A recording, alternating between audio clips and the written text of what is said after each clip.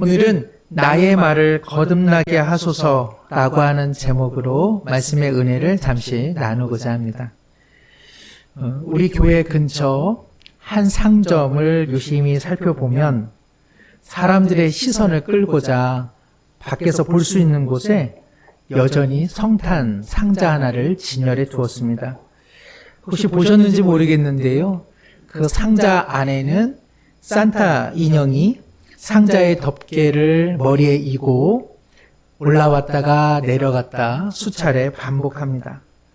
올해 5살 된 저희 아이가 그 성탄 상자와 산타 인형을 보면서 네가 왜 거기서 나와? 네가 왜 거기서 나와? 이 노래를 불렀습니다.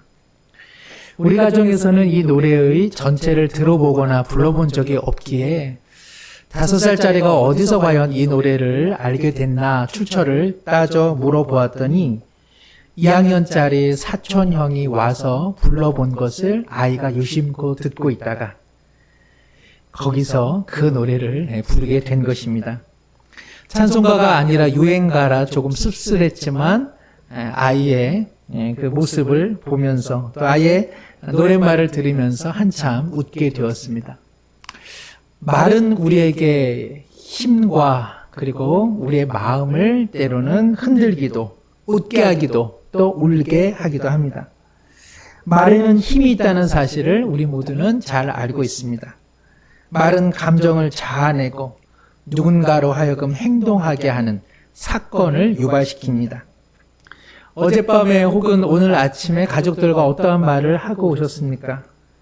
선한 말, 착한 말을 하셨습니까? 아니면은 마음에 조금 앙금처럼 남는 말을 하고 오시지는 않으셨습니까? 어떤 성도분이 예배를 마치고 돌아갈 즈음 다른 성도님에게 이렇게 물었습니다. 오늘 목사님의 말씀이 별로였는데 왜 은혜로운 말씀이라고 했어? 그러자 그 성도가 말합니다. 그래야 웃는 얼굴로 보내주시거든. 저는 그런 말씀을 안 하셔도 항상 웃는 얼굴로 잘 보내드리도록 하겠습니다. 우리는 어떤 말을 들을 때에 힘이 납니까? 역으로 어떤 말을 들을 때 있던 힘도 다 사라지고 맙니까? 오래전에 한 방송사에서 한글날을 맞이해 어느 한 실험을 말과 관련한 실험 내용을 방영한 적이 있습니다. 사람들을 두 그룹으로 나누어서 각각 실험실로 보냈습니다. 실험실 안에는 한쪽 편에는 쓸쓸하고 우울한 단어들을 조합해서 문장을 만들어 보라고 했습니다. 또 다른 실험실에서는 경쾌하고 밝고 진취적인 단어들을 사용해서 문장을 만들어 보라 하였습니다. 각각의 사람들의 발걸음을 한번 조사해 보았더니 어둡고 쓸쓸한 단어들과 마주했던 사람들은 실험실에서 나와 돌아갈 때에 발걸음들이 무겁다라는 것입니다. 이에 비해서 진취적이고 밝고 씩씩하고 희망찬 단어들을 조합하고 나온 분들은 실험실에 들어갈 때보다 훨씬 더 경쾌하고 가벼운 발걸음으로 돌아가더라는 것이죠. 이 실험은 미국 예일대에서 단어나 말이 인간의 뇌와 행동에 어떠한 영향을 끼치는가 이미 실험했던 내용 중 하나입니다. 단적으로 말하자면 긍정적인 단어들 그리고 진취적인 단어들은 사람의 마음을 활발하게 하는 반면에 부정적인 단어, 어두운 단어들은 사람의 마음과 행동까지도 무겁게 만든다는 것이죠. 우리는 모두 말을 하면서 또 말을 들으면서 살아갑니다. 어떤 면에서 산다는 것은 말을 한다는 것, 소통한다는 것이죠. 흔히 이렇게 말하죠. 말이 안 통해서 당신과는 못 살겠어. 이에 비해서 말이 통하는 사람과는요, 같이 있고 싶고 또 같이 살고 싶습니다. 우리는 말과 함께 살아갑니다. 우리는 말이 통하는 거리만큼 친근하기도 하고 거리가 멀기도 합니다. 가족이란 사실, 가족 간에 행하는 말, 그 언어의 집 속에서 산다고 해도 과언은 아닐 것입니다. 오늘 본문에 예수님께서는 말 못하는 사람을 치유하고 계십니다. 이 사람은 왜 말을 못하게 되었을까요? 오늘 본문 14절을 보시죠. 예수께서 한 말 못하게 하는 귀신을 쫓아내시니 귀신이 나가매 말 못하는 사람이 말하는지라 무리들이 놀랍게 여겼으나. 이 사람이 말을 못한 까닭은 말 못하게 하는 귀신이 바로 말을 못하게 했기 때문에 그러합니다. 우리는 여기서 한 가지 놀라운 장면을 발견하게 되죠. 야, 그 당시에는 말 못하게 하는 귀신이 살았나 보다. 그러면 무슨 생각이 듭니까? 아하, 못 듣게 하는 귀신도 살겠구나. 그리고 못 자게 하는 귀신도 있겠구나. 못 걷게 하는 귀신도 있겠구나. 그리고 이런 생각이 과도해지면 감기 걸리게 하는 귀신도 있겠구나. 피부병 앓게 하는 귀신도 있겠구나. 이런 생각도 할 수 있습니다. 실제로 우리가 아는 어떤 이단은 어떠한 생각을 갖고 있습니까? 세상이 온통 귀신으로 가득 차 있어서 우리가 경험하는 모든 불행의 원인은 이 귀신들이라고 말하는 경우도 있습니다. 이쯤 되면 기독교 신앙이란 무엇입니까? 예수님을 믿어 온갖 귀신들을 다 축출하는 것, 이것으로 신앙이 변질될 수 있습니다. 이런 식의 해석은 몇 년 전 저희 아이들이 줄창 보았던 일본 어린이 만화 요괴 워치와 같은 생각입니다. 이 요괴 워치라고 하는 일본 어린이 만화에는요, 수백 가지의 귀신들이 나옵니다. 그래서 이 주인공이 하는 일은 귀신들을 찾아내서 귀신들과 상담하고 귀신들을 쫓아내주거나 혹은 귀신에 걸린 사람들을 도와주는 일이었습니다. 이 만화에서 작동하는 세상의 원리는 오직 귀신입니다. 귀신들로 가득 차 있다는 것, 이것이 바로 일본 어린이 만화의 핵심이었습니다. 성경에 나오는 귀신은 만화 이야기가 아닙니다. 또 우리가 알고 있는 저승사자 혹은 우리 조상들이 생각하던 그런 귀신이 아닙니다.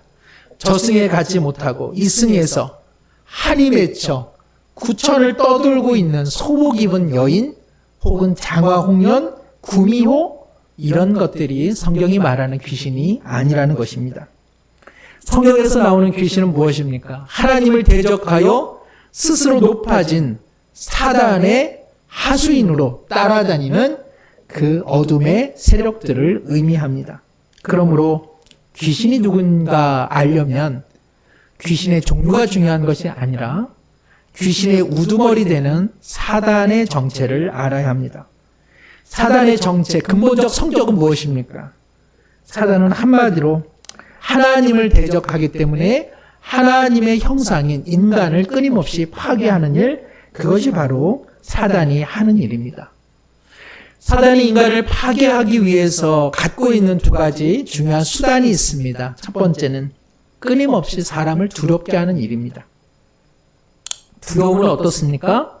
사람의 마음, 사람의 존재를 다 흔들어 버립니다. 두려움 속에 끊임없는 불안과 공포, 염려와 걱정은 끊임없는 의심을 만들어냅니다. 그래서 오늘이라고 하는 주어진 시간을 감사와 그리고 기쁨으로 결단코 살아내지 못하게 하는 것이죠. 이 두려움을 이기고자 사람들은 타인의 말에 전적으로 의존하고 어떤 사람은 술, 어떤 사람은 도박, 어떤 사람은 다양한 종류의 중독에 빠지게 됩니다.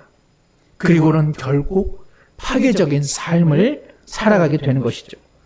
오늘날 코로나19로 인해 우리는 두려운 시간들을 보내고 있습니다. 그러다 보니까 사람들 마음속에 큰 소리를 내는 사람들 혹은 헛된 소문에 마음을 빼앗기고 요동치는 사람들 얼마나 많이 있습니까? 사단이 사람의 사람됨을 파괴하는 두 번째 수단은 바로 욕망입니다. 끊임없이 우리 가운데 욕망, 소유 요구에 불을 때우는 것이죠. 더 많이 가져야 행복하다. 다른 사람과 비교해라. 다른 사람과 경쟁해서 그 사람을 이길 때 비로소 행복이 온다고 세상은 가르쳐주고 있습니다. 이러다 보니까 사람은 수단화되고 사람이 사람을 소외시키고 끊임없이 사단이 하는 일에 동조하는 격이 되고 말았습니다. 사람 위에 올라가려 하고 서로를 판단하기로 얼마만큼의 소유와 얼마만큼의 욕망을 달성했는가로 서로를 견주어보는 비참한 시대가 되고 말았습니다. 두려움 그리고 욕망, 이 두 가지는 사단이 인간을 파괴하는 중요한 도구인데 우리는 어떻습니까?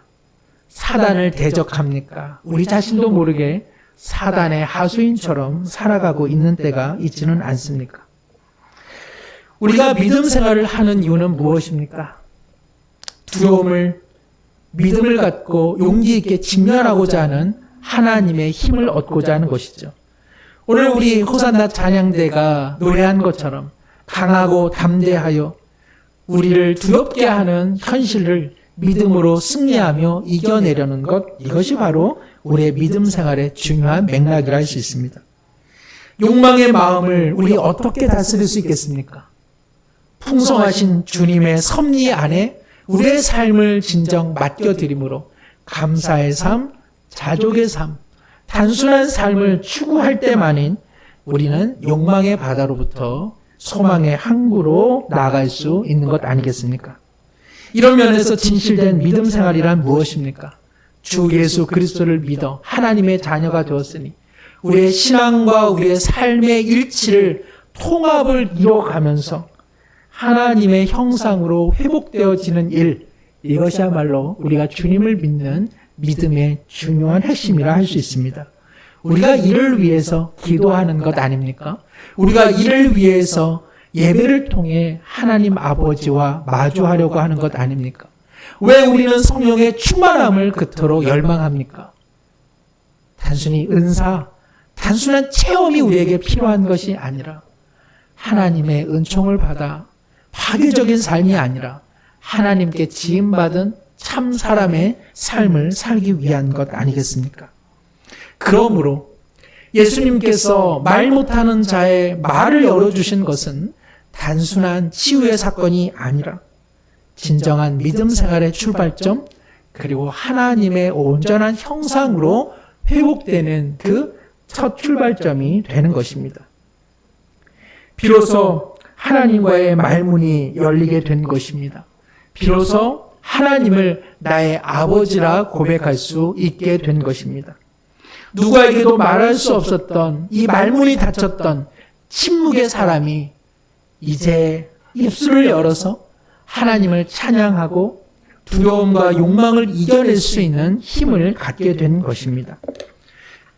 하나님을 향한 말문이 열렸을 뿐 아니라 그는 이제 사람들과의 소통의 문도 열리게 되었습니다. 목소리가 있었지만 당시의 종교와 사회와 시대는 이 사람의 목소리를 잃어버리게 했습니다. 그를 향해 귀를 닫아두었습니다. 너는 말을 못하니 죄인이요 저주받은 인생이며 너의 평생의 저주의 울타리 속에 갇혀 지내라고 말했던 바로 그 현실의 문을 예수님께서는 깨뜨려 버리셨습니다. 예수님께서는 말문을 열어주시고 그의 목소리를 찾아주시고 사람들과 소통할 수 있는 다리를 놓아주셨습니다. 사랑하는 성도 여러분, 이것은 하나님께서 우리에게 이미 행하신 복된 이야기가 아닙니까? 우리도 하나님께서 우리의 말문을 열어주셨기에 예수님을 구주로 고백할 수 있고 이 자리에 나와 하나님을 경배하게 된 줄로 믿습니다. 예배가 끝난 이후에 어느 한 분을 붙잡고 한번 예수님을 구주로 그리고 하나님을 아버지로 경배하라고 한번 이야기한들 그 누구도 그 말문이 열려지지는 않을 것입니다. 비록 그가 사람으로서 말은 하지만 하늘을 향해서는 생명의 언어를 한 입도 내뱉을 수 없다는 것입니다. 예수님께서는 오늘 우리의 삶 가운데에 우리의 목소리를 들어주고 계시지 않습니까? 세상 사람들이 두려움과 욕망을 무기 삼아 그리고 잘못된 관습으로 못난 사람은 말하지 말라고 하는데 주님께서는 우리로 하여금 말하게 하시고 우리의 말을 들어주고 계십니다. 뿐만 아니라 성령을 통해 우리에게는 새 언어, 새 말을 부어주고 계십니다. 제가 말씀드리고자 하는 새 언어는 우리가 흔히 아는 방언이 아닙니다. 거듭난 사람들에게 주시는 거듭난 하나님의 언어, 주님의 언어입니다. 오늘 이 시대에 정말 필요한 언어는 무엇일까요? 우리에게는 다른 언어가 아니라 새 언어가 필요하지 않습니까? 에베소서 4장 25절에 바울은 이렇게 말합니다. 거짓을 버리고 각각 그 이웃과 더불어 참된 것을 말하라고 그 새 언어를 사용하라고 권면하고 있습니다. 4장 31절 32절에 모든 악독과 노함과 분냄과 비방의 말을 버리고 서로 친절하게 여기며 불쌍히 여기며 서로 용서하는 새 언어를 사용하라고 바울 사도는 고백하고 있습니다.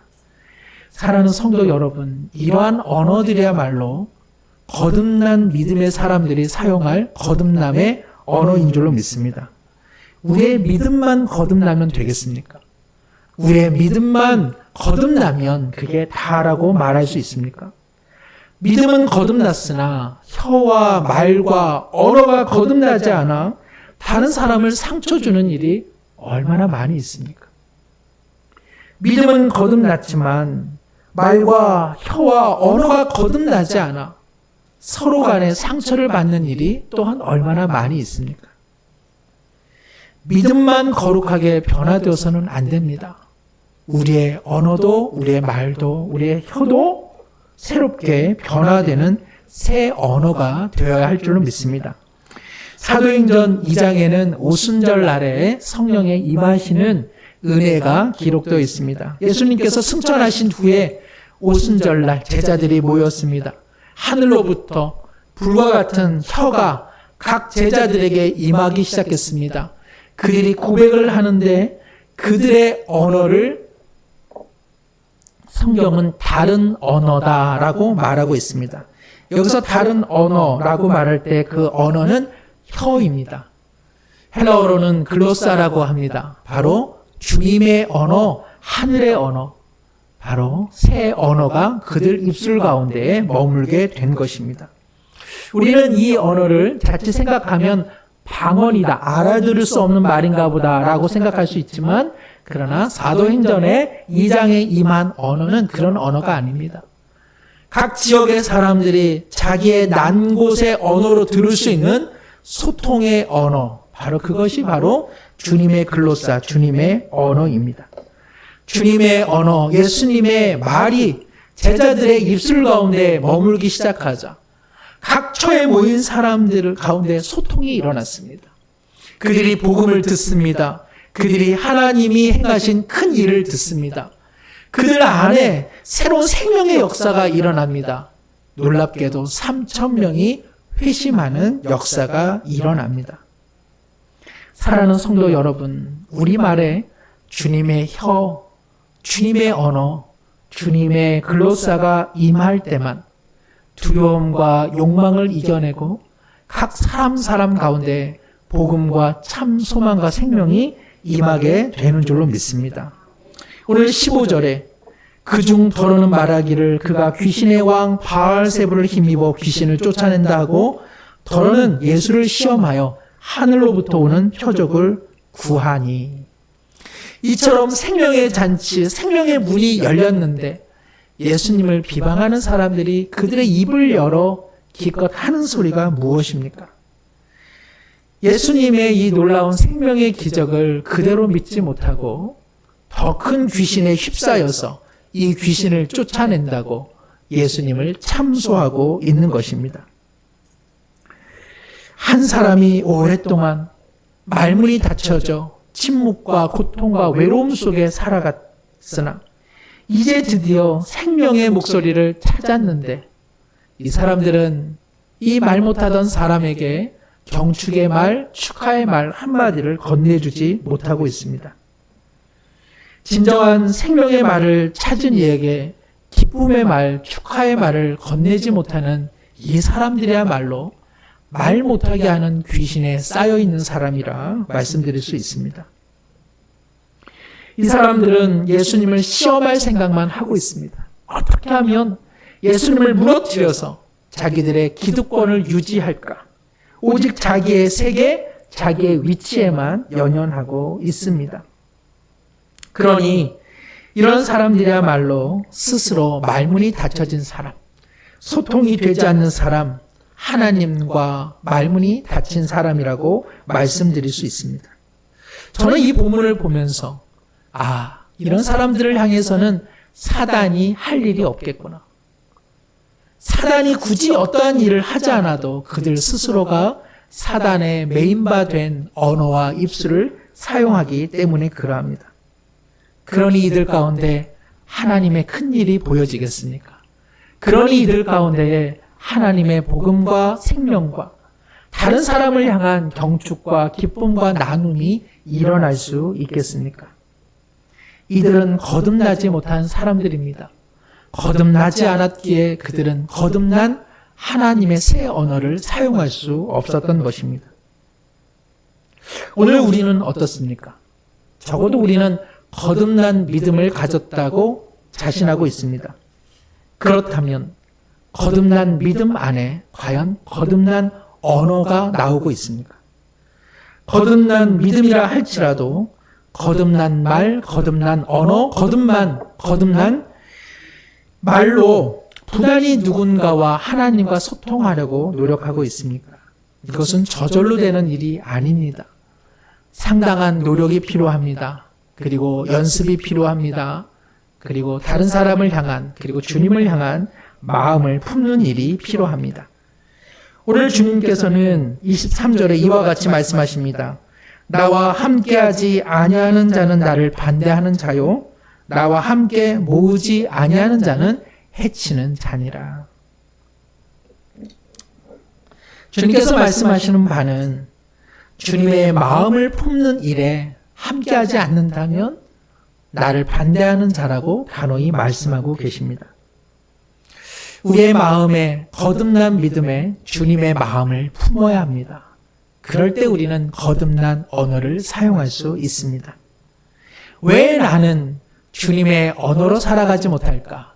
그것은 우리 거듭난 믿음 안에 하나님의 마음 품는 일이 부족하기 때문에 그러합니다. 오늘 주님께서는 이와 관련해서 한 가지 비유를 말씀하십니다. 어떤 사람의 마음에 더러운 귀신이 있다가 그가 나가게 됐습니다. 더러운 귀신이 나갔으니 마음이 청소되고 깨끗해지지 않았겠습니까? 그런데 청소되고 깨끗한 마음을 그 상태로 비워두었습니다. 얼마가 지났습니다. 나갔던 귀신이 돌아갈 곳이 없어. 원래의 마음은 어떤가 하고 쳐다보니 그 마음이 비어있음을 알게 되었습니다. 그러자 이 귀신이 악한 7 귀신을 데리고 와서 함께 다시 거주하게 되었다는 것입니다. 주님께서는 말씀하십니다. 그 사람의 나중 형편이 전보다 더 심하게 되었다. 사랑하는 성도 여러분, 거듭난 믿음만 자부할 수는 없습니다. 거듭난 믿음, 하나님께서 우리를 새롭고 거룩하게 한 그 믿음 안에 주님의 마음을 부지런히 품는 일이 중요한 줄로 믿습니다. 하나님께서 열어주신 말문과 관련해서 우리는 어떻게 살아가는지요? 설교 초반에 저는 한 가지 실험 이야기를 했습니다. 누군가의 아픔을 이해하고 격려하고 그 고충을 살펴보는 그런 따스한 말은 사람의 삶의 발걸음을 경쾌하게 하고 가볍게 합니다. 이에 비해서 내 아픔, 내 입장, 내 고충만 주장하다 보면 타인의 어려움, 타인의 아픔, 타인의 고충은 헤아리지 못해서 결국 부정적인 말, 핀잔의 말을 통해 그 사람의 삶을 무겁게 할 수도 있다는 것입니다. 우리는 어떠한 말을 사용하고 있습니까?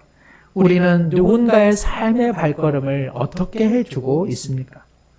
우리 모두는 주님에게 보다 이해의 말, 격려의 말, 사랑의 말을 그토록 간절히 원하면서도 우리가 다른 사람에게 흘려보내는 말은 어떠한 말을 흘려보내고 있습니까?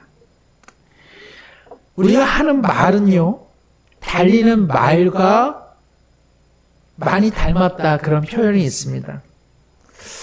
글은 상대적으로 한번 쓰면서도 절제하기도 하고 또 정제하는 시간을 가질 수 있습니다. 또 잘못 쓰면 뭘로 지웁니까? 지우개로 지울 수 있습니다. 그런데요, 말이라고 하는 것은 경마장의 말처럼 우리의 입술의 문만 열리면 튀어나가려고 하는 본능이 있다는 것이죠. 혀 끝에서 우리의 말이 달리는 말처럼, 경주말처럼 어서 입만 벌려 다오 하면서 기다리고 있다는 사실을 기억한다면 우리는 우리의 언어 생활을 좀 더 주의할 수 있습니다. 우리의 입 안에는 무엇이 있습니까? 말을 하는 경주, 마가 있다는 사실이죠. 입을 벌리는 순간 이 말은 번개 같은 속도로 누군가의 귀에 이미 도착해 있기 때문에 그러합니다. 한 가지 예화로 말씀을 마치고자 합니다. 잘 아시는 이야기일 수도 있습니다. 인도의 위인 간디에게 어느 한 어머니가 과체중, 비만인 자기 아들을 데리고 옵니다. 단 것을 끊임없이 먹는 아이에게 간디 선생이 뭐라고 한마디라도 충고해 주길 원했습니다. 아이는 간디 선생을 존경했기에 내심 기대하고 있었는데 간디는 말하기를 3주 후에 다시 오라는 내용이었습니다. 3주가 지났습니다. 간디에게 아이를 데리고 어머니가 도착했습니다. 그리고 간디가 말합니다. 얘야, 이제 단 것을 끊으라. 무언가 다른 말을 해줄 줄 알았는데 그저 단 것을 그만 먹으라 라고 말하는 간디에게 이 엄마가 말하죠. 왜 그와 같은 말을 3주 전엔 하지 않으셨습니까? 간디가 말합니다. 예, 저도 그때는 단 것을 즐겨 먹고 있었기 때문에 그러했습니다. 거듭난 성도로서 거듭난 말, 생명의 말, 주님의 혀, 주님의 글로사를 사용한다는 것은 하루아침에 되는 일은 아닙니다. 좋은 경주 말도 하루아침에 만들어지는 것이겠습니까? 오랜 훈련, 단련을 통해서 말은 연마됩니다. 우리의 말문을 열어주신 주님께서 자꾸만 뛰쳐나가기 좋아하는 우리의 혀의 말을 잘 길들여 주시기를 소망하는 한 해가 되기를 간절히 바랍니다. 하루아침에 되는 것 아니라서 낙심할 필요도 없고 또 누가 혀를 잘 단련시키지 못해 심히 정죄할 필요도 없습니다. 다만 우리의 말, 우리의 입술, 우리의 혀가 하루하루 순간순간 조금 더 잘 길들여져서 하나님의 혀, 주님의 글로사로 세상의 작은 소통의 다리를, 가정에도 소통의 다리를, 공동체 간의 사랑의 다리를 놓는 일에 기묘하게 쓰임받기를 간절히 축복합니다. 기도하겠습니다. 말 못하는 자에게 말을 찾아주시고 목소리를 찾아주시고 말문뿐만 아니라 삶의 문을 열어주신 주님, 우리도 이 은혜를 누리는 주님의 자녀이오니 누군가의 말문을 닫는 자가 아니라 사람의 삶의 소리에 귀를 기울이게 하여 주옵소서. 우리 거듭난 믿음 안에 주님의 말, 주님의 혀, 주님의 글로사를 채워 주옵소서 하여 거듭난 말을 하는 작은 예수의 삶을 우리 모두 살아가게 하옵소서.